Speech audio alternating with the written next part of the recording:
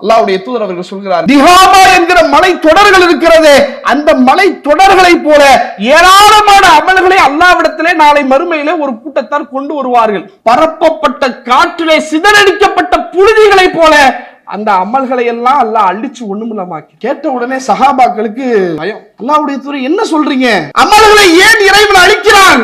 இறைவனுக்காகத்தான நான் தொழுதேன், இறைவனுக்காகத்தான நோன்பு வச்சேன், இறைவனுக்காகத்தான தர்மம் செய்தேன், அல்லாஹ்வுக்காக நான் செய்த அமல்களை அல்லாஹ் ஏன் அழிக்கிறான்?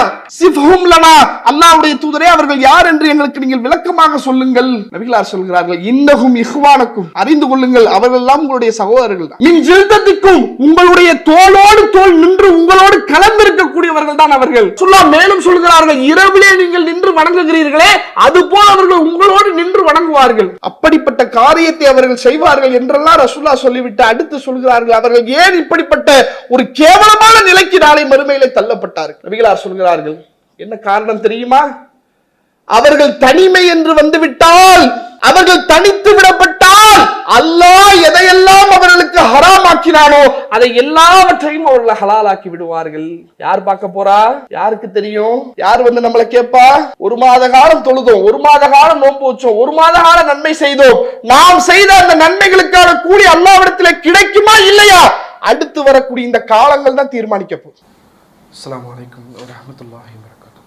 கண்ணியத்திற்குரிய சகோதரர்களே, மனிதனுடைய வாழ்க்கை பயணம் என்பது பல்வேறு விதமான எதிர்பார்ப்புகளால் தேவைகளால் நிரப்பப்பட்ட ஒரு வாழ்க்கை பயணம். எந்த இடங்களிலெல்லாம் மனிதனுடைய எதிர்பார்ப்புகளும் தேவைகளும் முழுமையாக சரியாக பூர்த்தி செய்யப்படுகிறதோ அந்த இடங்களில் எந்த விதமான பிரச்சனையும் சிக்கல்களும் இல்லாமல் இலகுவாக மனிதன் தன்னுடைய வாழ்க்கை பயணத்தை தொடர்ந்து மேற்கொள்கிறான். எங்கெல்லாம் அவனுடைய எதிர்பார்ப்புகளும் தேவைகளும் பூர்த்தியாக்கப்படவில்லையோ அந்த இடங்களில் ஏராளமான சிக்கல்களையும் சிரமங்களையும் சந்தித்து ஒரு மீள முடியாத மிக பெரும் துயரத்திற்கு மனிதன் ஆளாகக்கூடிய காட்சிகளை நாம் பார்க்கிறோம். அதிலும் குறிப்பாக ஒரு முஸ்லிமனுடைய வாழ்க்கை அது எவ்வாறு கட்டமைக்கப்பட வேண்டும், எவ்வாறு அவர்கள் வாழ வேண்டும் என்கிற செய்தியினை இறைவன் தன்னுடைய திருமறையிலே பல இடங்களிலே சொல்லி காட்டுகிறார். ஒரு முஸ்லிமனுடைய வாழ்க்கை என்பது ஏனோ தானோ என்ற ஒரு வாழ்க்கை அல்ல. உங்களுக்கு நான் தந்த இந்த வாழ்க்கையை சரியாக பயனுள்ளதாக நீங்கள் அமைத்துக் கொள்ளுங்கள்.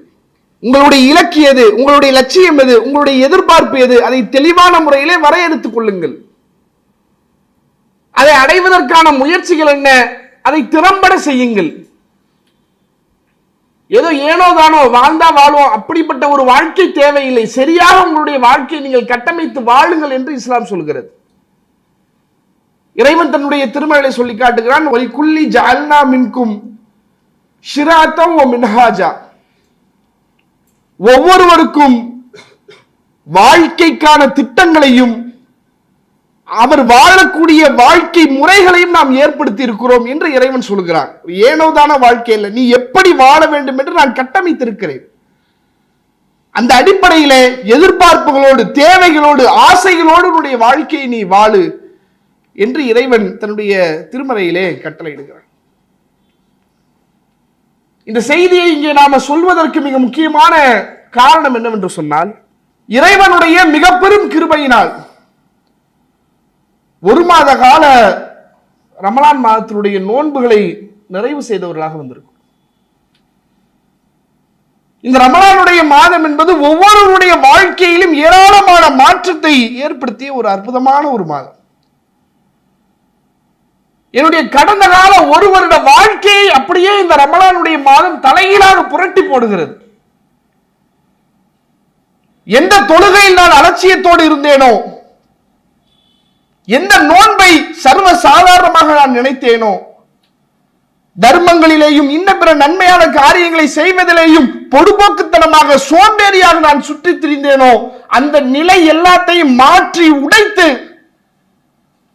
நன்மைகளை செய்வதற்கான ஆர்வத்தை, தீமைகளை விட்டு விலகுவதற்கான எச்சரிக்கையை என்னுடைய சொல்லிலும் என்னுடைய செயலிலும் என்னுடைய எண்ணத்திலும் ஏற்படுத்திய ஆகச்சிறந்த அற்புதமான மாதத்தை கடந்து நாம் அமர்ந்திருக்கிறோம்.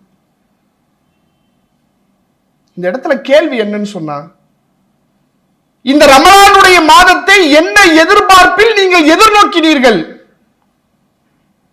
இப்போது ரமலானை கடந்து நிற்கிறோம். எதை எதிர்பார்த்து இந்த ரமலானுடைய மாதத்தை நாம் அடைந்தோமோ, எதை எதிர்பார்த்து ரமலானுடைய மாதத்தை கடந்து இருக்கிறோமோ, அந்த எதிர்பார்ப்பு நம்முடைய வாழ்க்கையில் நிறைவேறி இருக்கிறதா? இந்த ரமலானுடைய மாதத்தை இறைவன் எதற்காக நமக்கு வழங்கினானோ, எதற்காக இதை நோன்பு நோக்க சொன்னானோ, அந்த காரணத்தை, அந்த எதிர்பார்ப்பை நாம் அடைந்திருக்கிறோமா? அதுதான் கேள்வி.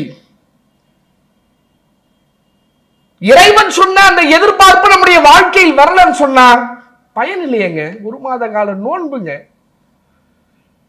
எவ்வளவு பெரிய ஒரு தாக்கத்தை என்னுடைய வாழ்க்கையில ஏற்படுத்துச்சு. சாப்பிடாம குடிக்காம பட்டினியோடு கிடந்து இந்த ஒரு மாத காலத்தை நான் கழித்தேனே, அல்லாஹ் இந்த நோன்பின் மூலம் எந்த இடத்துல எதை எதிர்பார்த்தானோ அது கிடைத்ததா இல்லையா? இறைவன் தன்னுடைய திருமறையிலே பேசுகிறான், யா அய்யுஹல்லதீன ஆமனு, நம்பிக்கையாளர்களே, குத்திப அலைக்குமுஸ் ஸியாம், நோன்பு உங்களுக்கு விதியாக்கப்பட்டிருக்கிறது.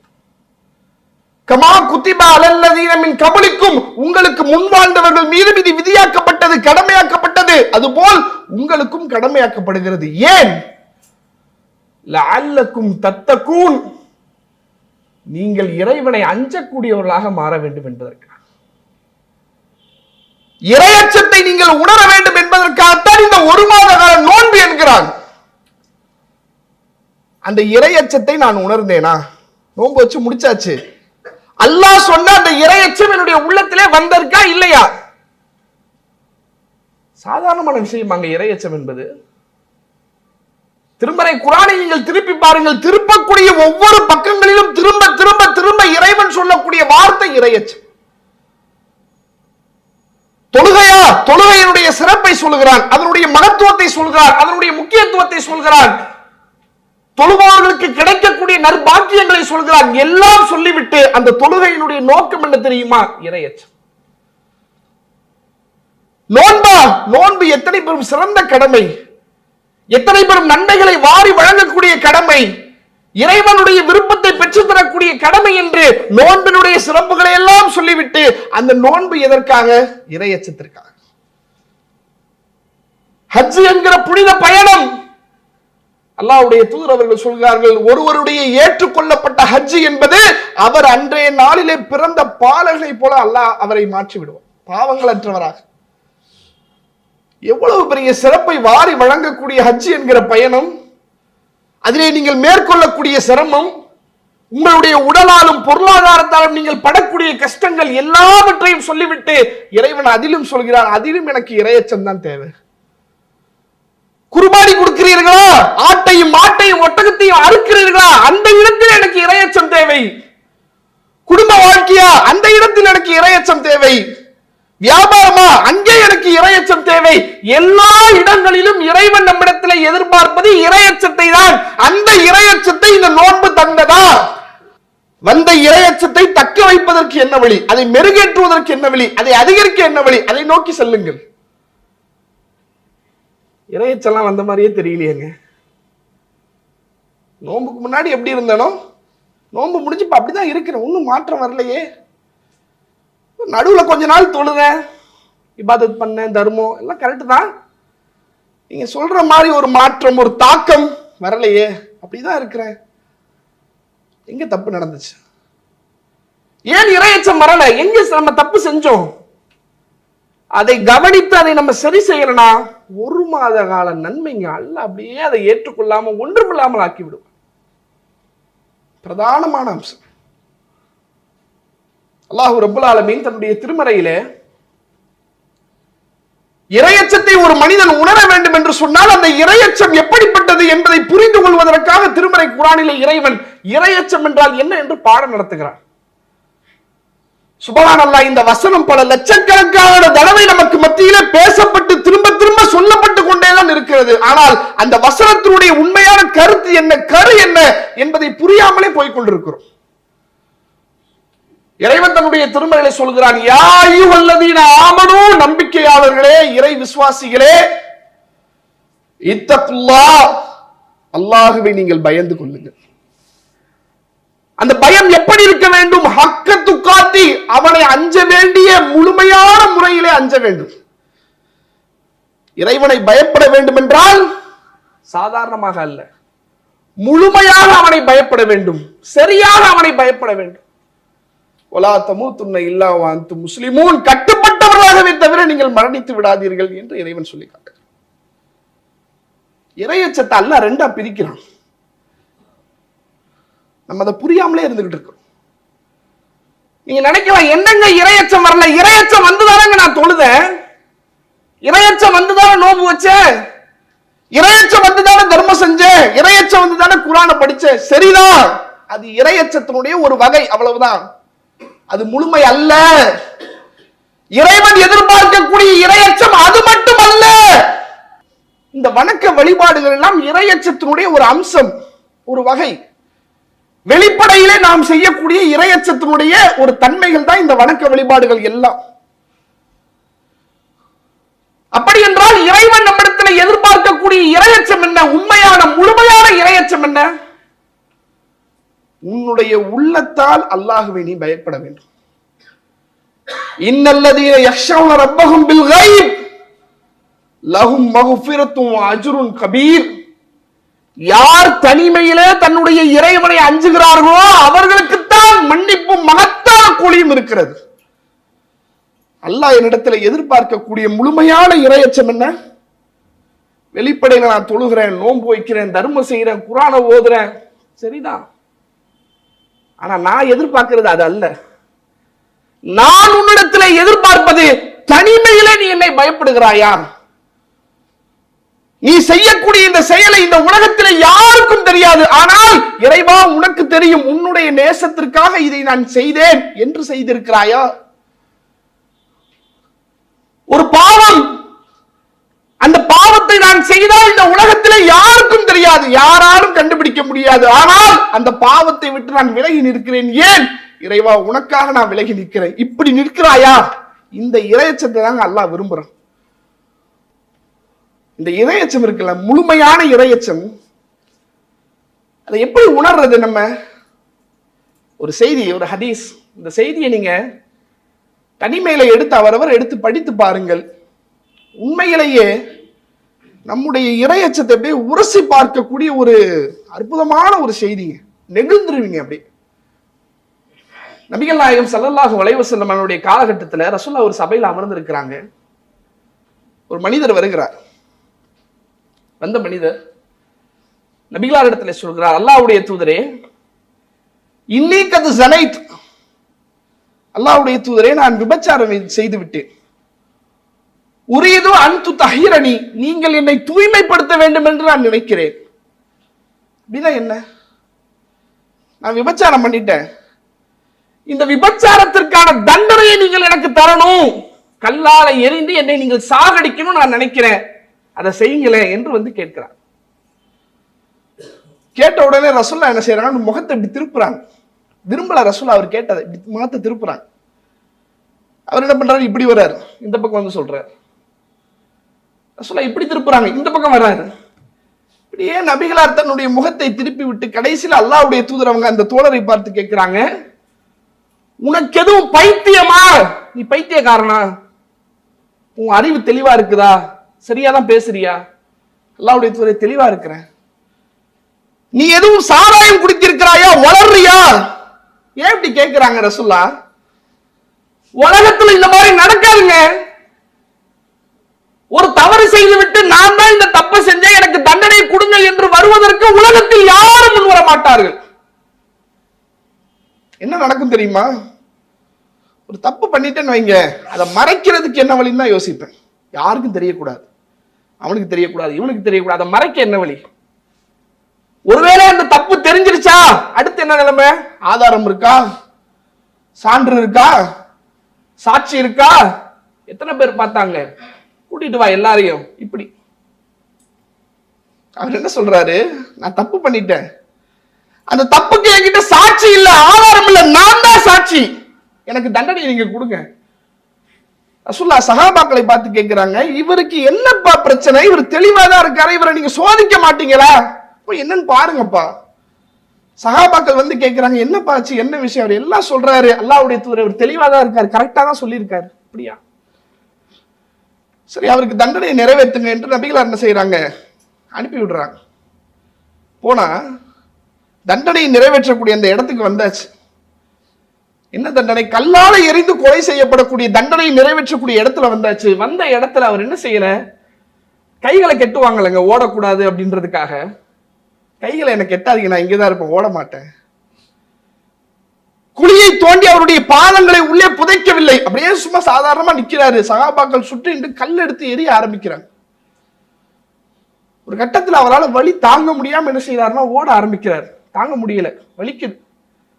ஓடி ஒரு இடத்துல போய் ஒளியிறாரு. அந்த இடத்துல அவர் என்ன பண்ணிக்கிட்டாரு, மாட்டப்பட்டு அந்த இடத்துல கல்லால் எரியப்பட்டு அவர் கொல்லப்படுகிறார். இது நடக்குது. கொஞ்ச நாள் கழித்து என்ன ஆகுதுன்னு சொன்னா, ராமிதியா குலத்தை சார்ந்த ஒரு பெண்மணி என்ன பண்றாங்க, நபிகளாருடைய சபைக்கு வருகிறார்.